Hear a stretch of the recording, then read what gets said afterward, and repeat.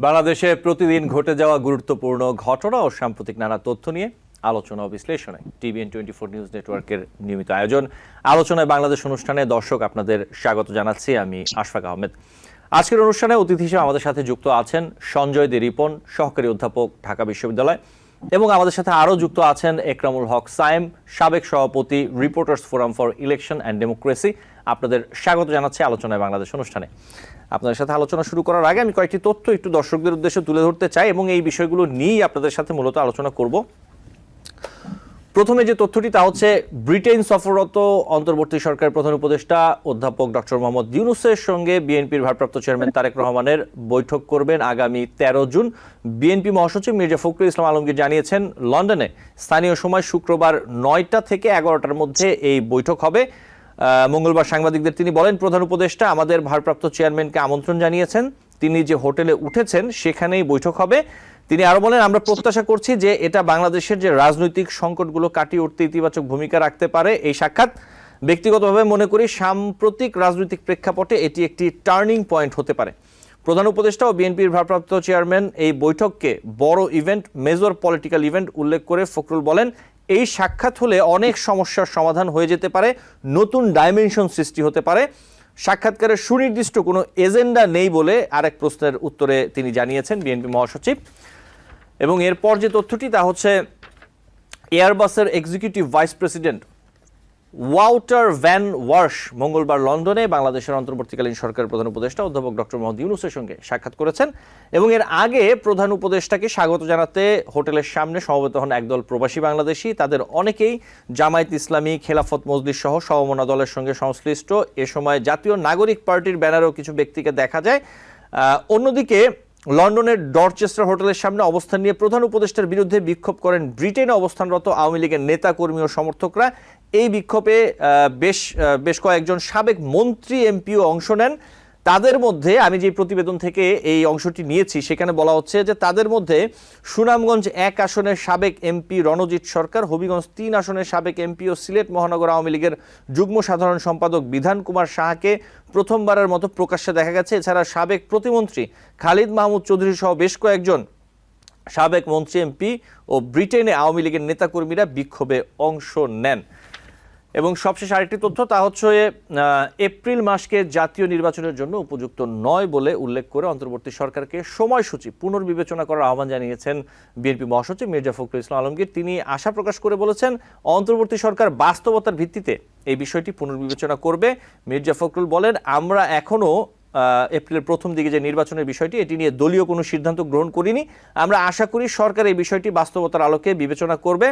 আমরা প্রথম দিন থেকেই বলছি এই সময় নির্বাচনের জন্য ভালো নয়। রমজান মাস শেষ হবে, ঈদ হয়ে যাবে, তারপর কয়েকদিন পর নির্বাচন হবে। একটু ভাবুন, রমজান মাস জুড়ে প্রার্থী এবং রাজনৈতিক কর্মীরা কী ধরনের পরিস্থিতিতে পড়বেন।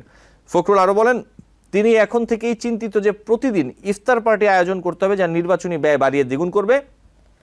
তিনি রমজান মাসে নির্বাচনী প্রচারণা চালানোর অসুবিধাগুলো তুলে ধরে বলেন, বিশেষত তীব্র গরম এবং বৃষ্টিপাত বা ঝড়ের আশঙ্কাও রয়েছে। এই ছিল কিছু তথ্য। আমি আলোচনায় চলে যেতে চাই। সঞ্জয় দে রিপন, আপনার কাছে আসি একটু শুরুতে। বিএনপি মহাসচিব মির্জা ফখরুল ইসলাম বলছেন যে ডক্টর ইউনূস এবং তারেক রহমানের যে বৈঠক হওয়ার কথা রয়েছে, সাম্প্রতিক রাজনৈতিক প্রেক্ষাপটে এটি একটি টার্নিং পয়েন্ট হতে পারে, অনেক সমস্যার সমাধানও হয়ে যেতে পারে, নতুন ডাইমেনশন সৃষ্টি হতে পারে। যদিও সাক্ষাৎকারের সুনির্দিষ্ট কোনো এজেন্ডা নাই বলেও তিনি জানিয়েছেন। এই অবস্থায় ডক্টর ইউনূস এবং তারেক রহমানের যে বৈঠক রাজনীতির টার্নিং পয়েন্ট হতে পারে, এমন কি সম্ভাবনা দেখছেন? কি টার্ন আসতে পারে বাংলাদেশের রাজনীতিতে নতুন? সঞ্জয় দে রিপন। ধন্যবাদ আপনাকে এবং আজকে এই অনুষ্ঠানটি যারা দেখছেন সবাইকে শুভেচ্ছা। নতুন কিছু আসবে এই প্রত্যাশা রাখাটা, এই প্রত্যাশা বা এই আকাঙ্ক্ষাটা সবার। আসলে দীর্ঘ 15 বছরের যে দমন নিপীড়নের যে লড়াই এবং গণতান্ত্রিক শাসন ব্যবস্থা প্রতিষ্ঠার জন্য যে ত্যাগ এবং আন্দোলনে বাংলাদেশ জাতীয়তাবাদী দল বিএনপির যে ভূমিকা বা যে কন্ট্রিবিউশন, সেটি আসলে নিঃসন্দেহে মনে রাখবার মতো। এবং এই দলের ভারপ্রাপ্ত চেয়ারম্যান জনাব তারেক রহমান সত্যিকার অর্থেই গত 5 তারিখের যে সংগঠিত যে গণবিপ্লব আমরা বলে থাকি এবং গণ অভ্যুত্থান পরবর্তী যে বাংলাদেশের যে সার্বিক ব্যবস্থাপনা জারি রয়েছে এই মুহূর্তে, এই ব্যবস্থাপনাটি আসলে বাংলাদেশের সকল মানুষের দীর্ঘ সময়ের যে আকাঙ্ক্ষা, সেই আকাঙ্ক্ষাটাকে ওইভাবে লালন করতে পারছে না, যার কারণে বেশ কিছু প্রশ্ন বারবার উত্থাপিত হচ্ছে এবং বাংলাদেশের ভবিষ্যৎ, বাংলাদেশের গণমানুষের যে রাজনৈতিক সামাজিক নিরাপত্তার যে অধিকার, সেই অধিকারগুলিও নানানভাবে প্রশ্নবিদ্ধ হচ্ছে। যার কারণে বাংলাদেশের মানুষ আসলে আকাঙ্ক্ষা করে যে এই অন্তর্বর্তী সরকারের কাছে বাংলাদেশের মানুষের যে আকাঙ্ক্ষা সেটি বাস্তবায়িত হোক এবং বাংলাদেশ একটি গণতান্ত্রিক শাসন ব্যবস্থার মধ্যে আবার যুক্ত হোক। এবং এই যুক্ত হওয়ার একমাত্র যে ব্যবস্থা সেটি হচ্ছে নির্বাচন। আর এই কারণেই বাংলাদেশ জাতীয়তাবাদী দল বিএনপির মহাসচিব হয়তোবা আশা করছেন বা প্রত্যাশা করছেন যে বিএনপির ভারপ্রাপ্ত চেয়ারম্যানের সাথে আমাদের অন্তর্বর্তীকালীন সরকারের প্রধান উপদেষ্টা ডক্টর মোহাম্মদ ইউনূস সাহেবের যে আলাপটি অনুষ্ঠিত হবে, সেই আলাপটির মধ্য দিয়ে আসলে বাংলাদেশের মানুষের যে জন আকাঙ্ক্ষা, সেই আকাঙ্ক্ষার বাস্তবায়ন ঘটবে এবং এই প্রত্যাশা আমরা রাখছি এবং রাখতে চাই। জি, এইখানে যে বিষয়টি সঞ্জয় রিপন, আমরা যেটি দেখতে পাচ্ছি যে বিশেষ করে নির্বাচনকে কেন্দ্র করে যে নির্বাচন কবে হবে এটি নিয়ে বেশ কিছুদিন ধরে বিএনপি অন্তর্বর্তী সরকারকে চাপ দিয়ে আসছে এবং বলছে, এবং পরবর্তী প্রধান উপদেষ্টা বললেন যে এপ্রিলে নির্বাচন সহ যে সংস্কার বিচার এবং অন্যান্য যে বিষয়গুলো আছে, এই বৈঠকে অন্তর্বর্তীকালীন সরকারের সাথে বিএনপির যে এক ধরনের একটি দূরত্ব তৈরি হয়েছে, এই দূরত্ব কতটা ঘুচবে বলে আপনি মনে করেন সঞ্জয় রিপন? ধন্যবাদ আশফাক ভাই। বিষয়টি হচ্ছে এই দূরত্বটি আসলে বর্তমান সরকারের সাথে নয়।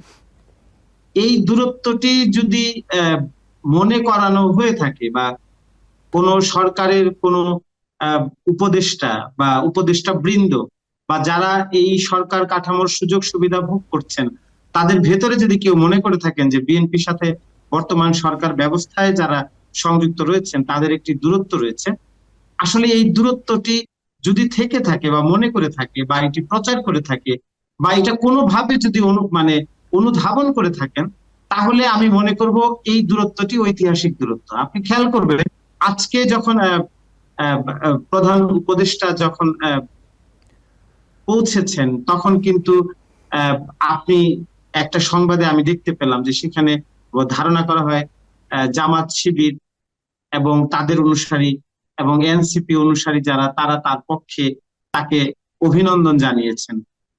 তো একটি বিষয় কি, বাংলাদেশের মুক্তিযুদ্ধকে, শহীদদেরকে, বাংলাদেশের স্বাধীনতাকে, স্বাধীনতার আকাঙ্ক্ষাকে পদদলিত করে কিন্তু বাংলাদেশ জাতীয়তাবাদী দল কখনোই বাংলাদেশের রাষ্ট্র কাঠামোর যে পরিধি সেটি কিন্তু নির্ণয় করতে চান না।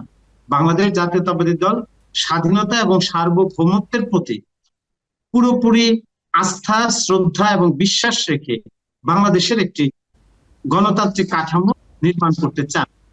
সুতরাং স্বাধীনতা বিরোধী কোন চিন্তা এবং যেখানে বাংলাদেশের স্বাধীনতা বা সার্বভৌমত্ব ক্ষুণ্ণ হবে, এই ধরনের সিদ্ধান্ত নেবার যদি কোনো প্রক্রিয়া বা যদি কোনো শক্তি কাজ করে থাকে, তাহলে অবশ্যই সেই শক্তির সাথে বাংলাদেশ জাতীয়তাবাদী দল বিএনপির দূরত্ব তৈরি হবে।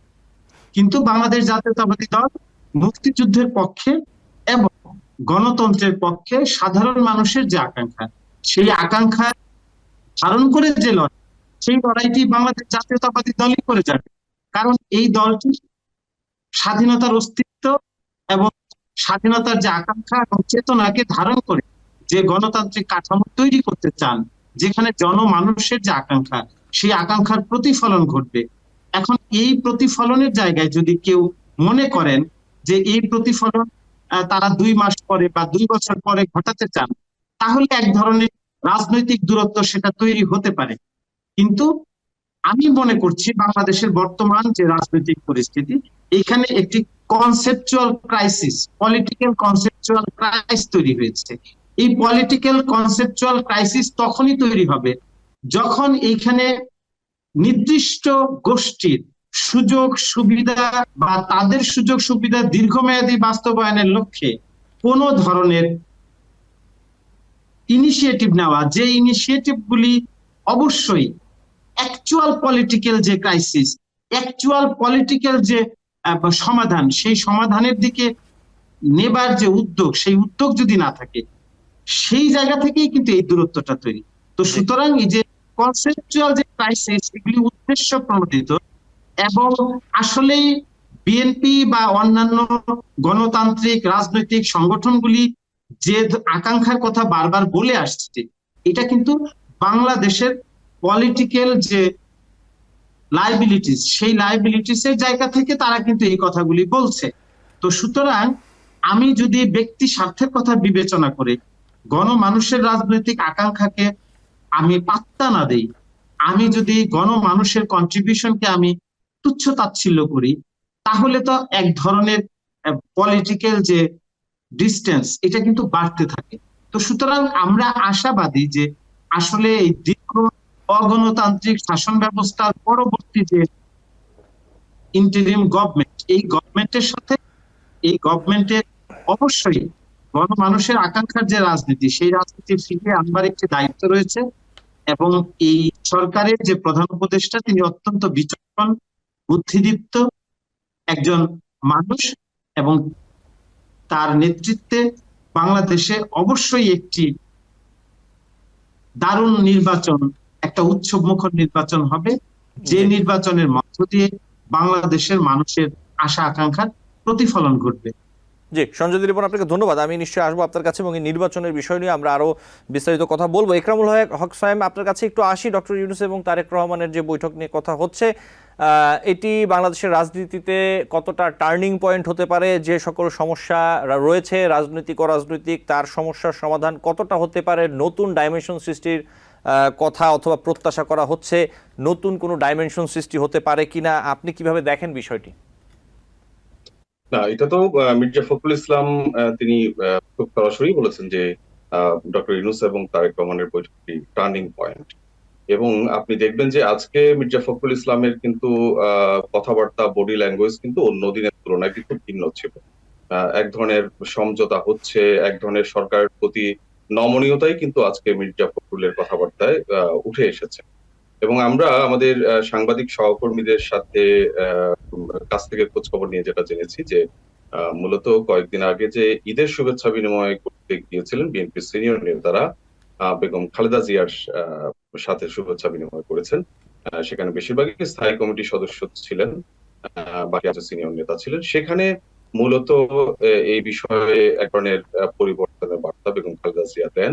বেগম খালেদা জিয়া ডক্টর ইউনূসের সাথে যেই বিতর্ক এবং যে বিতর্কের বক্তব্য বিবৃতি বিএনপি নেতারা দিচ্ছেন, তাতে তিনি কিছুটা বিরক্তি প্রকাশ করেছেন। এবং তিনি আসলে ডক্টর ইউনূস এবং এই সরকারের সাথে খুব বেশি বিতর্কে না জড়ানোর পরামর্শ দিয়েছেন বলে আমরা জেনেছি। এবং সেখান থেকে আসলে আপনি দেখবেন যে দুই একদিন ধরে বিএনপি নেতাদের বক্তব্য কিন্তু সেরকম কঠোর সমালোচনা নাই ডক্টর ইউনূসের। এবং আজকে দৃশ্যতই মির্জা ফখরুল ইসলামের বক্তব্য এটা স্পষ্ট হয়েছে যে আসলে এই তারেক রহমান এবং ডক্টর ইউনূসের যে বৈঠকটি হবে, এই বৈঠকে এক ধরনের যে দূরত্বের কথা আপনারা বলছেন, আলোচনা হচ্ছিল সরকারের সাথে বিএনপি, সেই দূরত্ব হয়তো গুছিয়ে আসবে। এটি আসলে বিএনপি এবং সব রাজনৈতিক দলের নেতাকর্মীরাই, যারা বিশেষ করে গণ অভ্যুত্থানের অংশীদার বলে দাবি করেন এবং যারা যেসব জনগণ গণ অভ্যুত্থানের বিগত গণ অভ্যুত্থানের অংশীদার বলে দাবি করেন, তাদের কাছে এই বৈঠকটি আসলে একটা ইতিবাচক বার্তা নিয়ে আসবে বলে তারা মনে করেন। আমি এখানে আরেকটি প্রসঙ্গ একটু বলি। যে দূরত্বের কথা বলা হচ্ছিল যে সরকারের সাথে বিএনপি, আমাদের সহ আলোচক তিনি বলেছেন যে মুক্তিযুদ্ধ কিংবা স্বাধীনতা বিরোধী এসব প্রশ্নে আসলে দূরত্বটা তৈরি হয়েছে কিনা। আমার কাছে মনে হচ্ছে যে বাস্তবিক নিরিখে যদি আমরা পর্যালোচনা করি, আসলে এখানে কিন্তু সরকারের সাথে বিএনপির দূরত্বটা কিন্তু আদর্শিক যতটা না, তার চেয়ে আসলে ক্ষমতায় মানে যাওয়ার যে দৌড়, এই দৌড়ের কারণেই কিন্তু দূরত্বটা মূলত তৈরি হচ্ছে। বিশেষ করে আপনি জানেন যে এই ডক্টর ইউনূসের প্রধান উপদেষ্টা হওয়ার ক্ষেত্রে যারা ছাত্র নেতা, যারা এখন এনসিপি করেছেন, তাদের কিন্তু একটা বড় ভূমিকা ছিল। তারাই কিন্তু ডক্টর ইউনূসের নাম প্রস্তাব করেছেন এবং ডক্টর ইউনূসকে প্রধান উপদেষ্টা করার ব্যাপারে তারাই প্রস্তাবটি করেছেন। সেক্ষেত্রে তাদের প্রতি এক ধরনের নমনীয়তা তো প্রধান উপদেষ্টা আছে, ডক্টর ইউনূস আছে, এটা দৃশ্যমান হোক অদৃশ্যমান হোক, এই জায়গাটিতে বিএনপির কিছুটা সন্দেহ সংশয় আছে। একই সাথে দুজন ছাত্র উপদেষ্টা এখনো আছেন যারা এই ছাত্র নেতাদের সাথে, এনসিপির সাথে, যাদের আসলে পরোক্ষ প্রত্যক্ষ একটা সংযোগ থাকতেই পারে। এবং একই সাথে যদি আমরা বিএনপির পরে আরেকটি বড় রাজনৈতিক দল বলি যে জামাত এখানে রাজনৈতিক ভাবে মাঠে এক ধরনের বড় ধরনের অবস্থান নিয়ে তারা মাঠে রয়েছে। সেই জায়গাটি তো আসলে ক্ষমতার দৌড়ে জামাত যেরকম একটা শক্ত প্রতিপক্ষ হয়ে দাঁড়িয়ে যাচ্ছে, অন্যদিকে এনসিপি আসলে সরকারের সহযোগিতায় একটা রাজনৈতিক প্ল্যাটফর্ম করে পরবর্তীতে ক্ষমতার প্রতিদ্বন্দ্বী হয়ে উঠে কিনা, এই বিষয়টি আসলে সরকারের সাথে বিএনপি। এই জন্য বিএনপি যেহেতু বড় রাজনৈতিক দল, স্বাভাবিকভাবে ধারণা করা হয় যে নির্বাচন হলে বিএনপি ক্ষমতায় আসবে।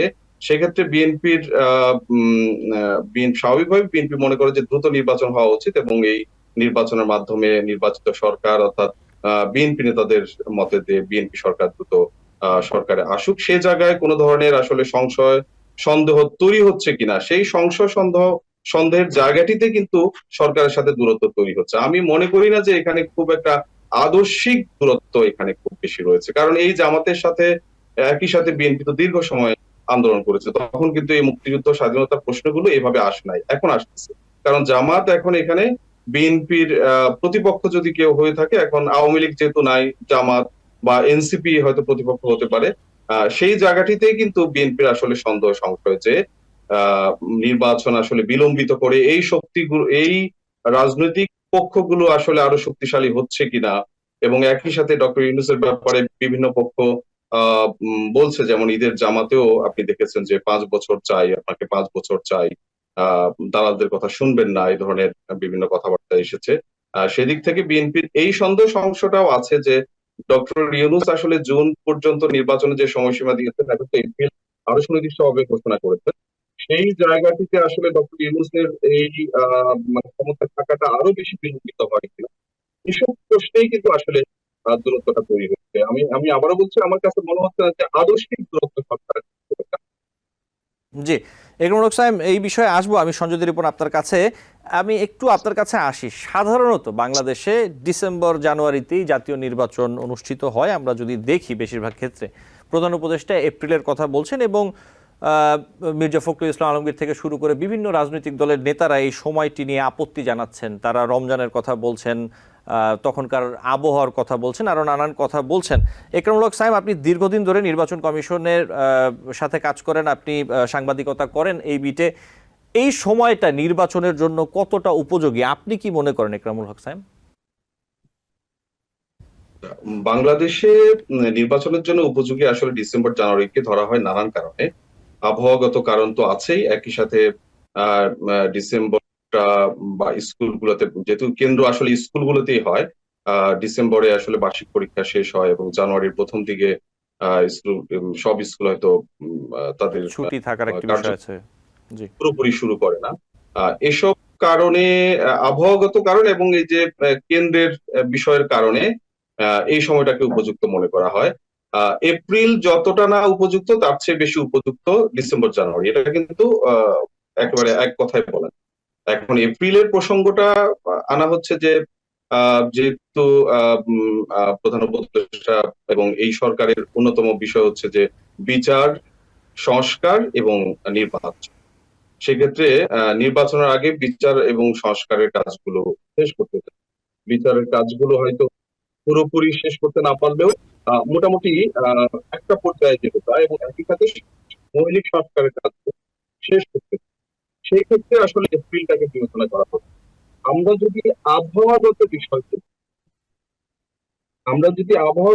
দেখি, তাহলে এবারে এপ্রিল কথা চিন্তা করি, এবারের এপ্রিল মাসে কিন্তু আবহাওয়া মোটামুটি স্বাভাবিকই ছিল। খুব ঝড় বৃষ্টি এই এপ্রিলে কিন্তু ছিল না। আমরা যদি সামনের কথা চিন্তা করি, যে সম্ভবত মার্চের 20 তারিখের মধ্যে বোধহয় ঈদ শেষ হবে। মার্চের 20 তারিখ থেকে যদি আমরা এপ্রিলের প্রথম 15 তারিখ ভাবি, 25 দিনের সময় আছে। এই 25 দিনে কিন্তু প্রচারণা করার জন্য কিন্তু কম সময় না। সাধারণত তফসিল ঘোষণার পরে 40 থেকে 45 দিনের মতো একটা সময় থাকে। তার মধ্যে প্রথম অংশটি থাকে আসলে মনোনয়নপত্র দাখিল, মনোনয়নপত্র বাছাই, এ ধরনের কার্যক্রম। তো সেক্ষেত্রে এই কার্যক্রমগুলো যদি রোজার মধ্যে শেষ হয়ে যায়, এবং এবার কিন্তু অনলাইনে দাখিলের কথা বলা হচ্ছে, সেক্ষেত্রে খুব মিছিল সহকারে যেই মনোনয়নপত্র দাখিল, এই বিষয়গুলো হয়তো আগে থেকে কিছুটা কমে আসবে। সেক্ষেত্রে যদি রোজার মধ্যে অর্থাৎ ঈদের মধ্যে মনোনয়নপত্র দাখিল বাছাই এগুলো শেষ হয়ে যায়, ঈদের পরে প্রচারণা শুরু হয়, তাতে আসলে এপ্রিলের প্রথমার্ধের মধ্যে নির্বাচন করা খুব বেশি সমস্যা হবে না, যদি আবহাওয়াগত বিষয় এবার যেরকম ছিল এরকম অনুকূলে না থাকে। জি, একরামুল হক সাহেব, আমি আসবো আপনার কাছে আবারও। সঞ্জয় রিপন, আমাকে একটি বিরতি নিতে হবে, বিরতি থেকে ফিরে আমি আপনার কাছে আসবো। দর্শক, আলোচনায় বাংলাদেশ অনুষ্ঠানে নিচ্ছি ছোট্ট একটি বিরতি, সাথে থাকবেন। TBN 24 টেলিভিশন দেখতে আজই কল করুন 7187776556। লগ ইন করুন www.totalcablebd.com। দর্শক, আলোচনায় বাংলাদেশ অনুষ্ঠানে আপনাদের আবারও স্বাগত জানাচ্ছি। বিরতির পর সঞ্জয় রিপন, আপনার কাছে একটু আসতে চাই। সরাসরি প্রশ্ন যেটি, এপ্রিলে যদি নির্বাচন হয়, ধরি নেই এপ্রিলে নির্বাচন হলে কার লাভ কার ক্ষতি, কি বলবেন এই ব্যাপারে সঞ্জয় রিপন? ধন্যবাদ। আসলে লাভ ক্ষতির হিসাবটা পরে আমি এই আলোচনাটায় যেভাবে আসতে চাই, যে একটি টার্ম আছে, আমি আগে হয়তো বলেছিলাম কিনা মনে নেই, সেফোলজি। এটা হচ্ছে যে আগে থেকেই প্রেডিকশন করা, বা মানুষের মনস্তাত্ত্বিক যে চিন্তা, সেই চিন্তাটাকে একটা দাগে এনে একটা ধারণা করা যায়, যে আমি যদি আগে থেকে ধারণা করতে পারি যে এই নির্বাচনে রিপাবলিকান না ডেমোক্রেট কারা নির্বাচিত হবেন, তো এই যে ধারণা, এবং এই ধারণায় একটা রেজাল্ট যখন মানুষের ভেতরে তৈরি হয়ে যায়, একটা মানে বেশি সংখ্যক মানুষের ভেতর থেকে তাদের আলোচনার মধ্য দিয়ে যদি এই ধরনের একটি পর্যায়ে আগে থেকেই ধারণা করা যায় যে এই ডেমোক্রেটিকরা এবার ক্ষমতায় আসবেন বা রিপাবলিকানরা ক্ষমতায় আসবেন, এই ধারণাকে বলা হয় সেফোলজি। তো বাংলাদেশে এই আমি যদি এটা হচ্ছে একটা সেফোলজিক্যাল থিঙ্কিং, যে ওই সাইম ভাই যেটা বললো, নির্বাচন করলে বিএনপি বড় দল ক্ষমতায় চলে আসবে, এটা কোনো কথা না। আমি সাইম ভাইয়ের সাথে একটি বিষয়ে দ্বিমত পোষণ করছি, যে না, এটা কিন্তু আমার কথা এটা না, আদর্শ এটা আমার কথা না। দূরত্ব না। আমি বিএনপি নেতাদের রেফারেন্স দিয়েছি। বিএনপি নেতারা মনে করে যে ক্ষমতায় ইলেকশন হলেই বিএনপি ক্ষমতায় চলে আসবে, এটা আমার বক্তব্য না। আমি না আমি না না, আর কিন্তু এটা আমার বিএনপি কেন মনে করবে সাইম ভাই? এটা বিএনপি কেন মনে করবে? এটা মানুষ মনে করে, বাংলাদেশের মানুষ এটা মনে করে। বাংলাদেশের মানুষ কি কারণে এটা মনে করে, সেই দিকটা কিন্তু আমাদেরকে বিবেচনা করতে হবে। দীর্ঘ 15 বছরের যে দমন পীড়ন নিপীড়ন, রাস্তায় তো বিএনপি ছিল, আর তো কেউ ছিল না ভাই। গুম হয়েছে বিএনপি, খুন হয়েছে বিএনপি, লক্ষ লক্ষ মামলা বিএনপি নেতাকর্মীর বিরুদ্ধে এই মামলাগুলি হয়েছে। তো সুতরাং সাফারিংস এর জায়গায় আপনি দেখবেন নিপীড়িতের পক্ষে কিন্তু বেশি মানুষ দাঁড়িয়েছে, শোষণের বিপক্ষে বেশি মানুষ দাঁড়িয়েছে। এটা এটা কি বলবো, এটা সোশ্যাল রেসপন্সের কারণে মানুষের ভেতরে এই বোধোদয়গুলি তৈরি হয়। এখন আপনি বললেন না যে এটা আসলে ক্ষমতার লড়াই, যেই কারণে এটা কোনো আদর্শিক লড়াই না। অবশ্যই আমি বলবো এটা আদর্শিক লড়াইয়ের কারণেই আপনার বা আমার বা আশফাক ভাইয়ের সাথে আরেকজনের পেশাগত দায়িত্ব থাকলেও একটা দূরত্ব তৈরি হয়ে যায় আদর্শিক কারণে। কারণ আপনি হয়তো খেয়াল করবেন যে আমাদের যে সেনা প্রধান, তিনি যখন বললেন যে নির্বাচনটা ডিসেম্বরের মধ্যে হওয়া উচিত বলে তিনি মনে করেন, এখন এরকম একজন গুরুত্বপূর্ণ ব্যক্তি, গুরুত্বপূর্ণ দায়িত্ব থেকে তিনি নিশ্চয়ই সমস্ত কিছু বিবেচনায় রেখে কিন্তু কথাটি বলেছেন। কিন্তু আমরা দেখলাম কি, কিছু কিছু রাজনৈতিক দল, গুটি কয়েক রাজনৈতিক দল, তারা এই বক্তব্যের বিরোধিতা করলেন। ইভেন কি আপনি যে ছাত্র সমন্বয়কদের কথা তুললেন, নিঃসন্দেহে তারা আগস্ট এবং জুলাই মাসে দারুণ ভূমিকা রেখেছে। কিন্তু এই ভূমিকা রাখার পরেও আপনি খেয়াল করেন, যদি সেনাবাহিনী 3 তারিখে না নামতেন এবং বাংলাদেশের মানুষের ওই সময়ের যে পরিস্থিতি, সেই পরিস্থিতিটা বিবেচনায় নিয়ে তারা যদি গণমানুষের পক্ষে অবস্থান না নিতেন, তারা যদি সরকারের পক্ষে অবস্থান নিতেন, তাহলে কিন্তু 5 তারিখের ঘটনা ভিন্ন হতে পারত। তো সুতরাং ওই সময়ে তার যে চিন্তা এবং তার যে মোটিভেশন এবং তার অর্গানগুলি তিনি যে যথাযথভাবে মানুষের পক্ষে যে তিনি দাঁড়ালেন, এইটাকে যদি আমরা পজিটিভলি নেই, তাহলে তার বক্তব্যটাকে কেন আমরা পজিটিভলি নিলাম না? এই ব্যাপারটা কিন্তু বুঝতে হবে। আমরা কেন এই অন্তর্বর্তীকালীন সরকার আদর্শিক দূরত্বটা কেন আমি বলছি, আপনি ওই যে একটা মানবিক কারণে মায়ানমারকে একটি ওয়ে আউট করে দিতে চাচ্ছিলেন, তো এগুলি কি? এগুলি কিন্তু আদর্শিক মানে যে চিন্তা, সেই চিন্তার একটা প্রতিফলন কিন্তু এর মধ্যে ঘটে। এবং এই লড়াইটা কিন্তু ক্ষমতার লড়াই না। বিএনপির যে লড়াই, এটা কিন্তু ক্ষমতার লড়াই না। এইটা এক ধরনের ব্যাখ্যা, এটা এক ধরনের চিন্তা। এইটাকে এইভাবে দেখতে হবে। 2008-এর পর বাংলাদেশে 2014 সালে বাংলাদেশ জাতীয়তাবাদী দল বিএনপি যে ইলেকশন অংশগ্রহণ করা, ডিপ্রাইভড হওয়া, 18 সালে নির্বাচন না করা, 24-এর রাতের বেলা দিনের ভোট রাতের বেলা 18 সালে দিয়ে দেওয়া, 24-এর ইলেকশন বিএনপি কে বাইরে রেখে, প্রধান বিরোধী দলকে বাইরে রেখে, বাংলাদেশে যেখানে অধিকাংশ মানুষ আওয়ামী লীগের পরে বিএনপি করত, সেই দলকে নির্বাচনে অংশগ্রহণ করতে দেওয়া হয়নি। তো দীর্ঘদিন ধরে বাংলাদেশের মানুষ নির্বাচনে অংশগ্রহণ করতে পারে নাই। আপনি যেহেতু নির্বাচন নিয়ে কাজ করেন, আপনার সবকিছুই জানা যে পরপর 3টি নির্বাচন, 3-5 বছর, 15 বছর যদি বাংলাদেশের মানুষ স্বাভাবিক প্রক্রিয়ায় তার মতামত প্রদান করতে না পারে, এখানে মুখ্য ইস্যু কিন্তু তাহলে ক্ষমতার লড়াই না। মুখ্য ইস্যু হচ্ছে এই 15 বছর সাধারণ মানুষের ভোটাধিকার প্রয়োগের যে অধিকার হরণ করা হয়েছে, সেই অধিকারটা আগে প্রতিষ্ঠা করতে হবে। এইটাই হচ্ছে জন আকাঙ্ক্ষা, এইটাই হচ্ছে প্রথম মৌলিক সংস্কার, যে সংস্কারের মধ্য দিয়ে আপনি সাধারণ মানুষের অধিকার ফিরিয়ে দিবেন। সুতরাং এইটাকে আমি ক্ষমতার লড়াই হিসেবে দেখছি না, এটা অধিকারের লড়াই। এবং এই অধিকারের লড়াইয়ের জায়গা থেকেই এই বিএনপি কাজ করে যাচ্ছে, এবং এই কথাটি বারবার বিএনপি বলে আসছে। কারণ আপনি যেভাবেই এই সরকার যত দীর্ঘমেয়াদী হবে, ধীরে ধীরে কিন্তু সাংবিধানিক শূন্যতা, সংকট এগুলি তৈরি হতে থাকবে। এবং একটা গোষ্ঠী কিন্তু সবসময় দেখবেন, একটা গোষ্ঠী, সুবিধাভোগী গোষ্ঠী আমাদের সমাজে সবসময় আছে। আপনি হয়তো এই সুযোগ নিচ্ছেন না, আমি হয়তো নিতে যাচ্ছি না, কিন্তু একটা গোষ্ঠী সবসময় তৎপর থাকে এই ধরনের ট্রানজিশনাল পিরিয়ড গুলিতে সুবিধা ভোগ করবার এবং সুবিধা নেবার। যার কারণেই কিন্তু যদি আদর্শিক অবস্থানটা পরিষ্কার না থাকে, তাহলে কিন্তু যে নির্বাচনই হোক বাংলাদেশ কিন্তু আলোর মুখ দেখবে না। সুতরাং প্রত্যেকটা লড়াই আদর্শিক লড়াই, অর্থাৎ আমার সিদ্ধান্তগুলি আদর্শিক লড়াইয়ের জায়গা থেকেই। আমি যদি মুক্তিযুদ্ধে বিশ্বাস করি, তাহলে কিন্তু আমি ভাস্কর মুক্তিযুদ্ধের ঐতিহাসিক স্থাপনা ভাঙার বিরুদ্ধে কথা বলি। আর আমি যদি মুক্তিযুদ্ধে বিশ্বাস না করি, তাহলে কিন্তু আমি মুক্তিযুদ্ধের স্থাপনার ভেঙে ফেললেও আমি সেটা নিয়ে কথা বলতে রাজি থাকি না।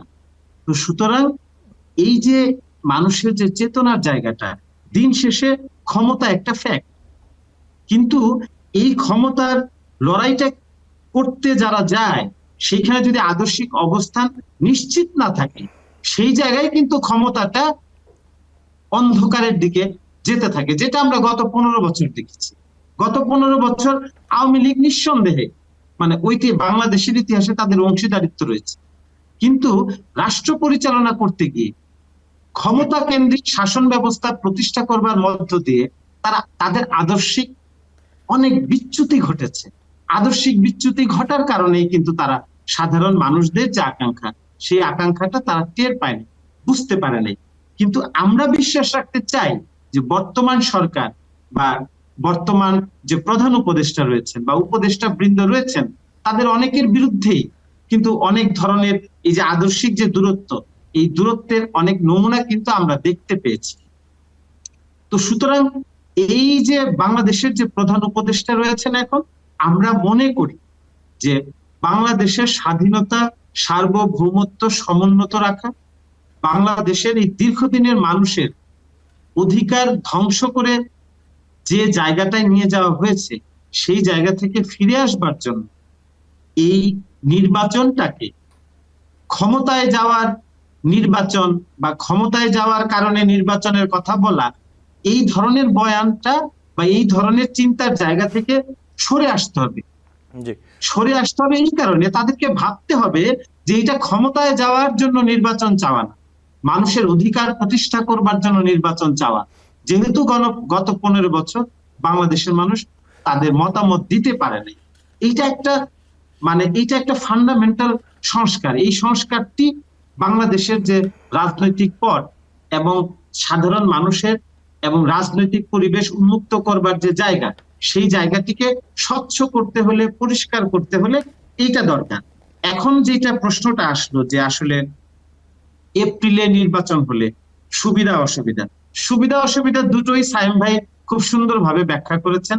আমি সায়েম ভাইয়ের সাথে একমত, এই সুবিধা অসুবিধাগুলির সাথে আমি একমত যে আবহাওয়াগত যে সমস্যা, শিক্ষা কাঠামো, না যে সঞ্জয় একজন রিপন, সেটি তো এক বিষয়। আমি আপনার কাছে যে লাভ ক্ষতির হিসেবটি আসলে জিজ্ঞেস করছিলাম সেটি হচ্ছে রাজনৈতিক দলগুলোর আসলে কার লাভ কার ক্ষতি। কোনো রাজনৈতিক দলের হয়তো বা একটু বেশি সময় পেলে নির্বাচনের জন্য তাদের একটু সুবিধা হয় মাঠ পর্যায়ে অথবা রাজনৈতিক অঙ্গনে, আবার কোনো রাজনৈতিক দলের জন্য হয়তো বা যত দ্রুত নির্বাচন হবে তাদের জন্য সেটাই ভালো তারা মনে করছে। এই বিষয়টা আর কি। না, আসলে দ্রুত বলতে আপনি কি বলছেন? এই বছরের মধ্যে বিএনপি যেমনটা বলছে, জি ডিসেম্বরের মধ্যে নির্বাচন। জি, ডিসেম্বরে যারা নির্বাচন চান, ডিসেম্বর তো আর আগামী মাসই তো আর ডিসেম্বর না, সুতরাং এটা দ্রুততম সময় বলা যাচ্ছে না। বাংলাদেশের ট্রেডিশন অনুযায়ী সায়েম ভাই যেটা বললেন যে এটা রোজার মাস হচ্ছে ফেব্রুয়ারি মাস, এই মাসে রোজা থাকবে, মার্চ মাসে ঈদ হবে, এটাই বাস্তবতা। এপ্রিল মাসের প্রথম সপ্তাহে আপনি নির্বাচন করবেন, এই সময় এসএসসি পরীক্ষা। তো এখন বাংলাদেশের নির্বাচনটা তো উৎসবমুখর নির্বাচন, যদিও গত 15 বছরের নির্বাচনের ধারণা এই প্রজন্মের কাছে ভিন্ন, কিন্তু সায়েম ভাই বা আশফাক ভাই আপনারা তো এই নির্বাচনও দেখেছেন যে আমরা নির্বাচন হলে পোস্টার সংগ্রহ করে বাসায় রাখতাম, সেটা নৌকার পোস্টারও বাসায় রাখতাম, ধানের শীষের পোস্টারও বাসায় রাখতাম, লাঙ্গলের পোস্টারও আমরা বাসায় নিয়ে যেতাম। তো আমাদের তো ওই রাজনৈতিক যে উৎসবটা, যে সব দলের অংশগ্রহণ, সব মতের মানুষ সমানভাবে তাদের অধিকার নিয়ে মিছিল করবে, মিটিং করবে, তো সেটা রোজায় কেন করবে তারা? এপ্রিল মাসের প্রথম সপ্তাহে যদি আপনি জি, আমি আবারও নিশ্চয়ই আসবো সময় পেলে আপনার কাছে। আমার সময় সীমিত, আমি একটু একরামুল হক সাহেবের কাছে যেতে চাই, আমার হাতে খুব অল্প সময় রয়েছে। একরামুল হক সাহেব, আমি একটু নির্বাচন নিয়ে কথা হচ্ছে, আমি এই বিষয়ে আপনার কাছে একটু জানতে চাই। সঞ্জয় রিপন যে বিষয়গুলো বলছিলেন, ধরলাম যদি এপ্রিল মাসের মধ্যেই নির্বাচন হয়, এটি আয়োজনে নির্বাচন কমিশনের প্রস্তুতি কতটা, নির্বাচনী যে রোডম্যাপ এটি নিয়ে কি ইসিতে কোনো আলাপ আলোচনা আছে কিনা, আপনারা শুনতে পাচ্ছেন কিনা, অথবা কবে নাগাদ এই রোডম্যাপ ঘোষণা করা হতে পারে? একই সাথে আমি আরেকটু যোগ করে দিই, যেহেতু সময় স্বল্পতা রয়েছে, এর আগেও আরো অনেকগুলো কাজ রয়েছে, যে বিভিন্ন নতুন রাজনৈতিক দলের নিবন্ধন, দল নিবন্ধন, ভোটার তালিকা, এমন অনেকগুলো কাজ আছে। এই কাজগুলোর আসলে অগ্রগতি কতটা, কত সময় লাগতে পারে একরামুল হক সাহেব? আচ্ছা, তার আগে আপনি যে প্রশ্নটা করেছেন যে আসলে কার লাভ কার ক্ষতি, আপনি এই বিষয়টা আসলে জানতে চান, এবং অনেকেরই আসলে প্রশ্ন এরকমই যে আসলে ডিসেম্বরে বিএনপি যেহেতু ডিসেম্বরের মধ্যে নির্বাচনের কথা বলছে, এপ্রিলের আসলে নির্বাচনে গেলে বিএনপির ক্ষতিটা কি, বা অন্যদের সুবিধাটা কি, এই বিষয়ে কিন্তু হিসাব নিকাশ নানান ধরনের আছে। এবং আমি এই হিসাব নিকাশকে আসলে বলছি যে এক ধরনের ক্ষমতার লড়াই।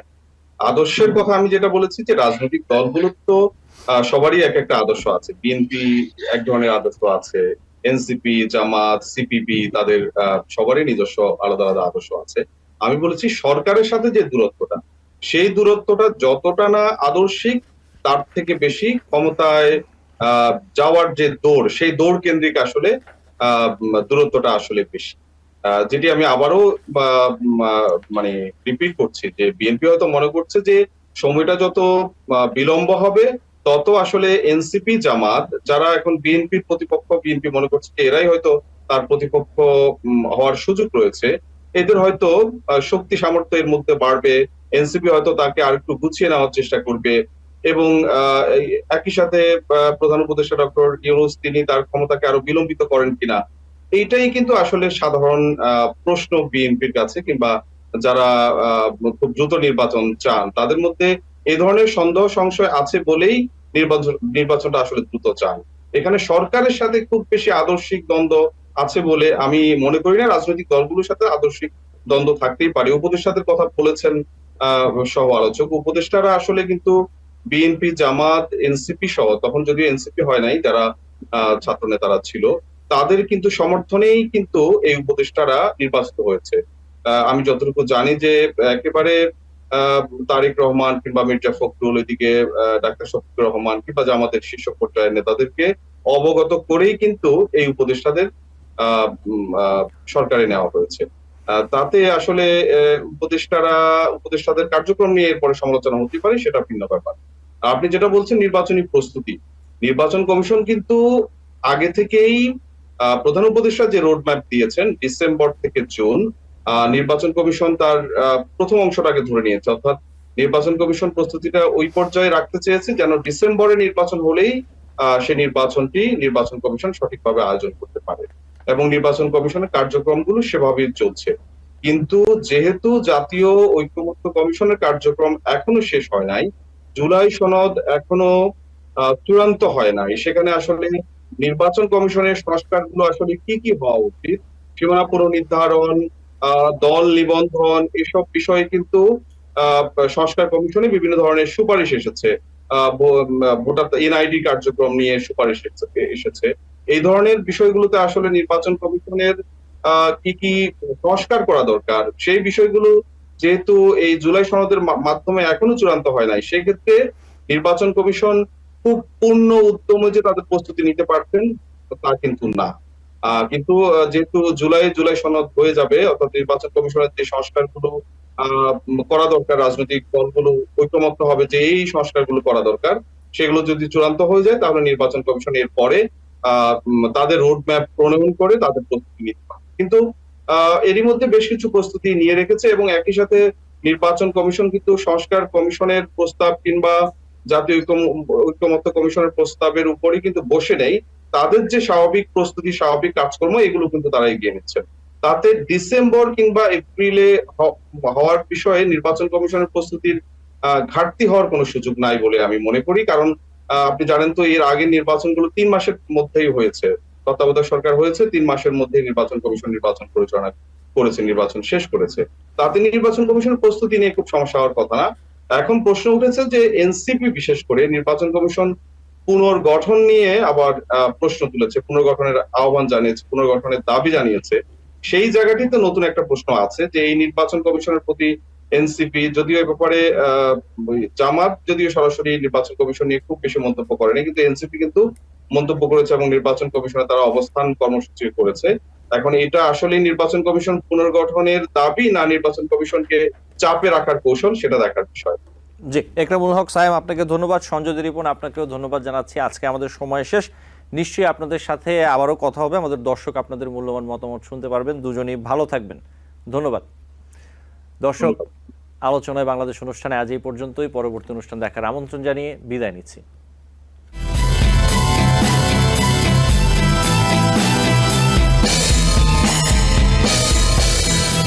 TBN 24 টেলিভিশন দেখতে আজই কল করুন 7187776556। লগ ইন করুন www.totalcablebd.com।